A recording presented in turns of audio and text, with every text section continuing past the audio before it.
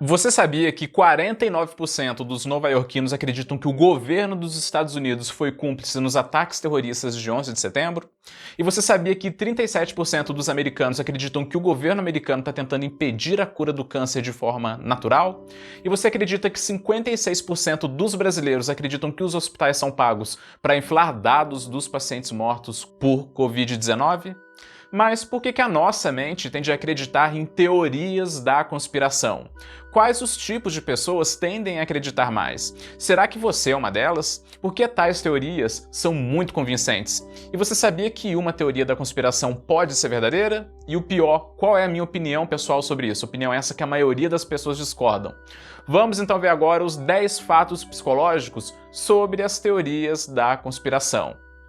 Olá, seja bem-vindo a mais um vídeo do canal Hoje na Psicologia. Aqui falamos todos os dias sobre temas ou notícias atuais do universo do comportamento e da mente humana. Vamos então direto aqui ao primeiro fato. O primeiro fato é o que é uma teoria da conspiração. Então, em resumo, uma teoria da conspiração é uma teoria que rejeita evidências de um evento e ao mesmo tempo acredita que um grupo secreto de pessoas tem um protagonismo naquilo, mas que ao mesmo tempo é difícil refutar essa ligação da outra pessoa. Por exemplo, aquele grupo super poderoso que tem uma ação super secreta e diabólica de influenciar a população inteira de uma só vez. Mas a questão é que ao mesmo tempo é difícil qualquer pessoa refutar isso. Nisso chegamos no próximo tópico, as características. No segundo tópico, que é o segundo fato, quais as características psicológicas das teorias da conspiração? Então tem um estudo muito interessante que tentou ver a psicologia por detrás dessas teorias da conspiração e o estudo conseguiu detectar 5 características principais na maioria delas. A primeira característica, elas identificam um padrão de como os eventos e as pessoas são interconectados. Em segundo lugar, os conspiradores são pessoas que realmente têm intenção em suas ações. Em terceiro lugar, a ideia de nós contra eles, em que tem um grupo super seleto e secreto trabalhando em algo diabólico. E em quarto lugar, há uma ameaça aos conspiradores que saem do grupo e o entrega. E em quinto lugar, sempre agem em segredo total, fazendo tudo debaixo dos panos, por isso que é difícil provar o que eles fazem. Parece algo muito doido, não é mesmo? Mas faz parte da natureza humana, que é o que vamos falar agora no terceiro fato. O terceiro fato psicológico das teorias da conspiração: a origem na nossa espécie. Pois é, o pior que é difícil saber com certeza qual é a origem, mas para vários psicólogos evolutivos está totalmente relacionado à sobrevivência, que nos acompanha já bem antes da época das cavernas. Pois durante a nossa evolução inteira foi osso para valer sobreviver, viu? Ainda mais em um ambiente super hostil, com predadores para todo lado. Nisso, os primeiros humanos que gerenciavam esse medo usavam, às vezes, teorias da conspiração, conseguindo ter mais chances assim de sobreviver. Como, por exemplo, eu não vou passar ali porque naquela pedra, porque ali costuma ter um tigre. Ou então, aquele cara ali não vai com a minha cara, eu vou atacar ele primeiro. Tudo sem evidência, mas que gerou uma certa vantagem na sobrevivência. O que me lembra um conhecido meu, que gosta de fotografar a vida selvagem. Ele ama fotografia, e de fato fotografia é muito legal, não é mesmo? Mas em alguns lugares tem um problema, um macaco chamado buju. O buju é um macaco super sensível, qualquer coisinha que ele nota ele grita, e o grito dele é muito alto, pode atingir até 5 km de distância. Olha só o grito demoníaco dele.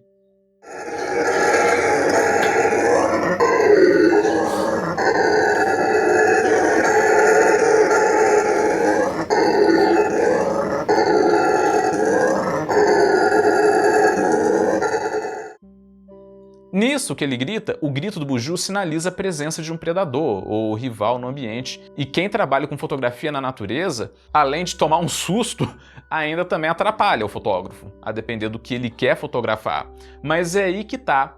O cara, ele é fotógrafo, mas e se na mão dele, ao invés de uma câmera, tiver, por exemplo, uma arma? Pois é. Para você ver o lado positivo da teoria da conspiração, que foi provavelmente o que ajudou a humanidade no começo e até hoje ainda está dentro da gente. Como, por exemplo, aquele lado de ver e interpretar padrões de algo muito perigoso para a nossa sobrevivência. E nisso vamos para o quarto fato. O quarto fato psicológico das teorias da conspiração, que são fáceis de acreditar. A questão é que as teorias da conspiração, elas realmente exploram perfeitamente essa vulnerabilidade da natureza humana ancestral que está dentro da gente, em tentar encontrar padrões nas coisas. O problema é que nem sempre esses padrões são verdadeiros. Por exemplo, eu na semana retrasada, eu estava passeando com o Zeca, que é o meu cachorro, e eu gosto de ir com ele em áreas de mato, sabe? E como sempre, eu ando com a cabeça no mundo da lua, sabe? No mundo da lua mesmo, eu sou totalmente desligado. E do nada eu tomei um baita susto, dei um baita de um pulo, achando que tinha uma cobra marrom do meu lado, sendo que na verdade era um galho úmido. Ou seja, o meu cérebro, o nosso cérebro ancestral é mestre em detectar padrões focados na sobrevivência. Mas nem todos esses padrões são verdadeiros. E é aí que surge o padrão também de quando você olha para o céu, mas na verdade enxerga um rosto, com o formato das nuvens. Mas o problema é quando esses padrões viram algo coletivo de negacionismo. Por exemplo, acreditar que a vacina para o Covid-19 não funciona e pensar e divulgar ideias perigosas, ainda mais tentar substituir a vacina por medicamentos que não funcionam e que nem mesmo foram feitos para lidar com a Covid. Mas isso não é recente, que é o que vamos falar agora no quinto fato. O quinto fato, a história das teorias da conspiração não é recente. O bizarro de tudo é que teorias da conspiração aparentemente estão presentes no mundo inteiro, independentemente do grau de instrução do país ou região, tanto em sociedades modernas quanto em sociedades tradicionais. Inclusive, em uma das pesquisas que você pode ver aqui nas fontes, ela não encontrou nenhuma cultura que não tivesse nenhum tipo de teoria da conspiração, sendo que ao longo da história do Ocidente, sempre houve teorias da conspiração. Um exemplo perfeito disso foi o julgamento das bruxas de Salem, em que em 1692, mulheres de Salem, que fica localizado em Massachusetts, acreditavam que estavam sendo possuídas por demônios e começaram a sair apontando o dedo para as outras mulheres, inclusive para as vizinhas. Então, mais tarde, foi feito um julgamento em que cerca de 30 pessoas foram condenadas à morte por enforcamento sob acusação de bruxaria. E é aí que aparece o lado perigoso das teorias da conspiração.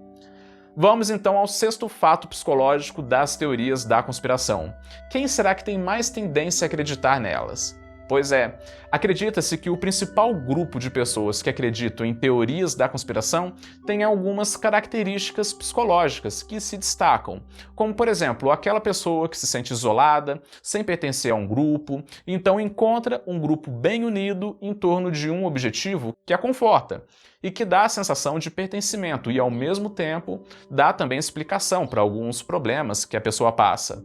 Outras características estão relacionadas ao medo. Por exemplo, a pessoa se sente ameaçada por algo relacionado àquilo, então passa a defender conspirações que explicam aquilo. E também, infelizmente, a baixa renda está associada. Eu não estou falando que a pessoa ser pobre faça com que ela acredite em teorias da conspiração, nada disso. Mas sim que geralmente a pobreza, infelizmente, está associada à baixa instrução, o que faz com que as pessoas não sejam muito críticas.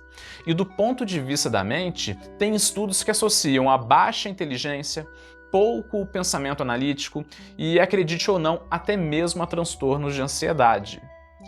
E agora vamos para o sétimo fato das teorias da conspiração, o sentimento de pertencimento.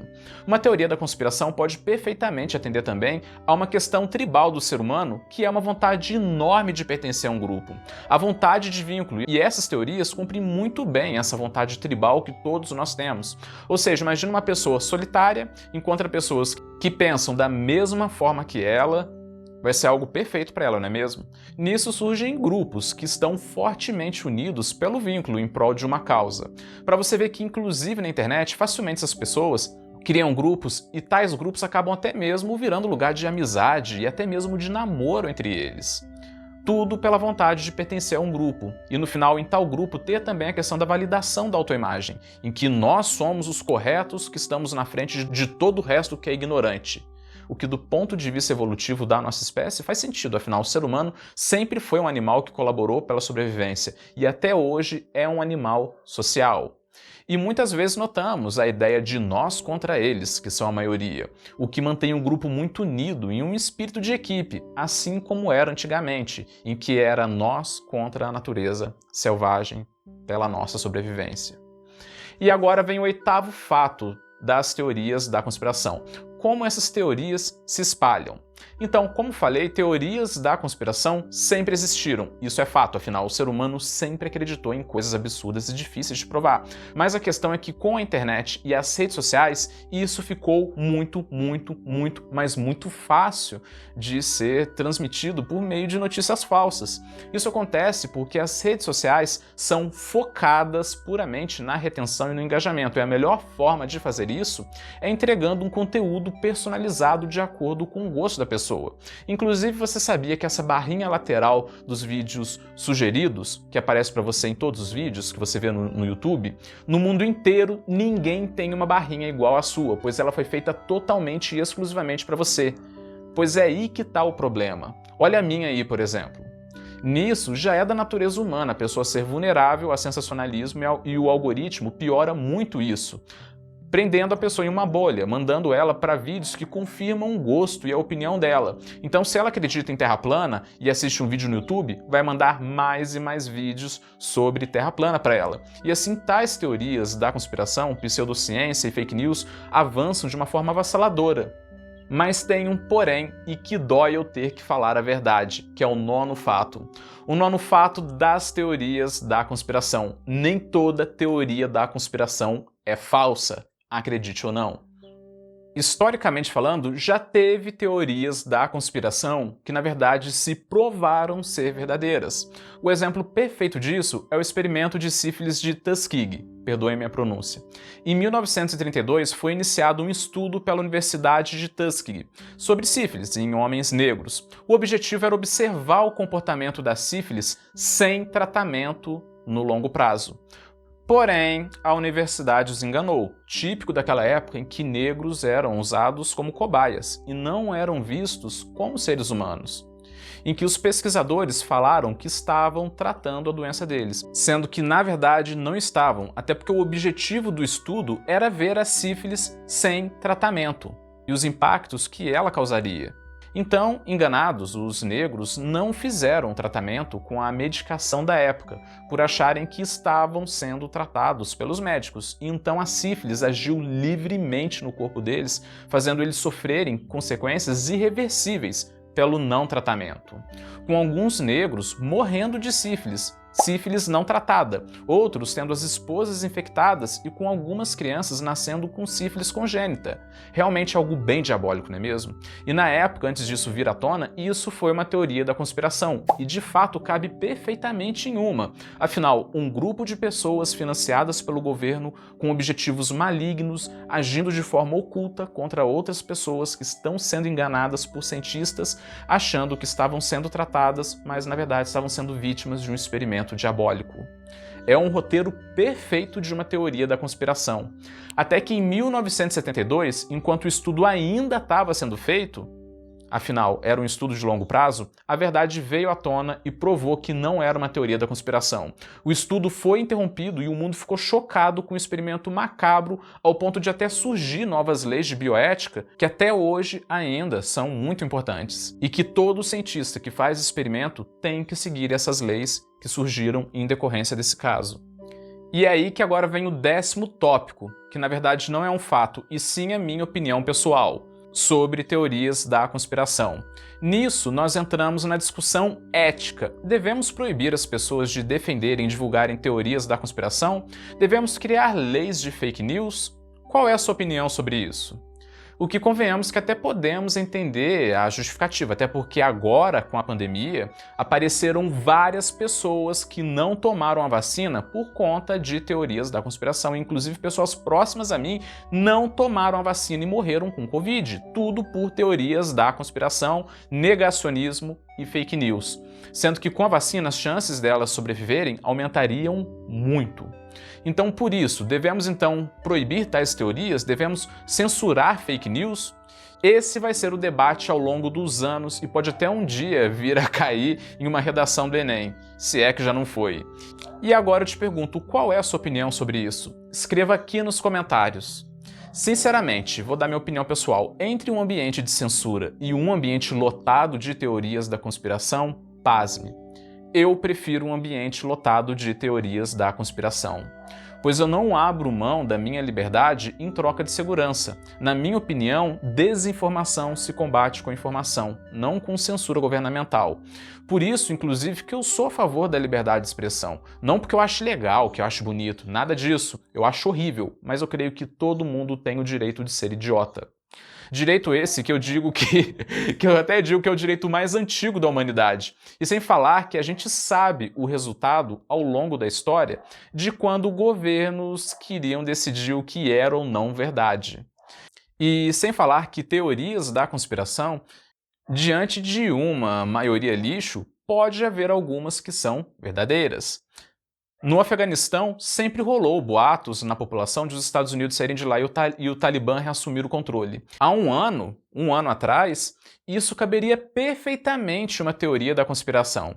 Se um afegão falasse, o governo americano planeja sair daqui, e se sair o Talibã, em semanas vai voltar ao poder tomando a capital, vai implantar sua ditadura e vai matar muita gente que colaborou com os Estados Unidos. Caberia sim em uma teoria da conspiração. Agora imagina proibir isso sob o pretexto de estar causando caos público.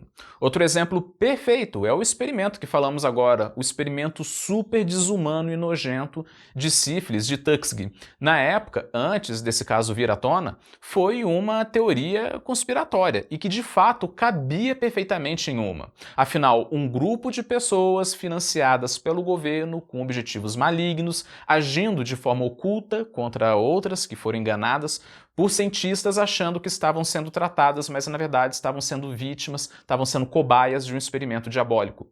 Eu confesso que eu mesmo taxaria na hora de teoria da conspiração, fake news, e chamaria as pessoas que falam isso de negacionistas, justamente porque realmente cabe mesmo na roupagem de teoria da conspiração, mas que mais tarde nós vimos que era verdade.